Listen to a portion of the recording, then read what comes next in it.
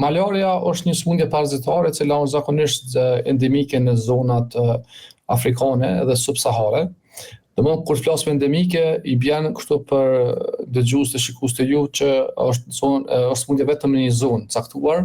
dhe kjo është arsyeja mu për shkak të mushkonjave të caktuara në një lloj të cilat fatmirësisht nuk gjinen në Evropë dhe andaj është kjo sëmundje kufizuar vetëm për ato zona. Dhe po, është rrezikshme nëse flasim këtu në aspektin e përgjithshëm shëndetësor për personat që gjenden në ato zona, po jetojnë apo ata të cilët shkojnë se po ka rrezik për shkak sepse është si sëmundje të tjera normal infektive, varësisht shpërndarjes imunitare, shëndetësore për personin nëse ka sëmundje kronike, mund të jetë rrezikshme besa edhe me fatalitet. Normalisht në folëm për në Kosovë, nëse personat që kanë udhëtuar në këto zona edhe kthehen prej vendeve të zonave endemike, paraqitet e mjeku është me temperaturë, se shenja e parë është temperaturë, edhe është rregulli kështu si protokoll është që nëse vjen një person prej vendeve të endemike, ka temperaturë, 3 herë do të më mendu malarie, pasandej më mendu për sëmundje tjera të zonave të sëmundjeve endemike. Andaj temperatura është ajo që zakonisht pacientin e shtyn me shku tek mjeku, temperatura që nuk largohet, nuk shërohet apo nuk tërhiqet me analgjetik apo antipiretik, edhe arsyeja është që është temperaturë periodike, nuk është të kohën, domthonë është varësisht prej ciklit ku paraziti futet në eritrocit apo në çuçet e kuqe të gjakut, kur ndodhet shkatrimi i tyre, atëherë fillon temperatura dhe është piku kur edhe atëherë domthonë shfaqet këto probleme dhe kjo është alarm që mjeku do të më mendu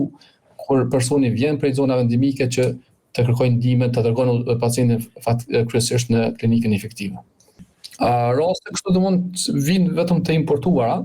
Për momentin është pacienti i cili është tenasi që është përmendur në portale të ndryshme, por këto zakonisht janë raste të importuara nga vendet zonat endemike. Normalisht diagnostika është fatmirësisht e ne është e shpejtë. Në momentin që dyshojmë që është një rast importuar nga zonat endemike malarie, merren analizat që quhet test rapid, i cili domosdoshmë na tregon se vetëm kemi malarie, më pas bëhet analiza që quhet pika dendur dhe strisho periferike,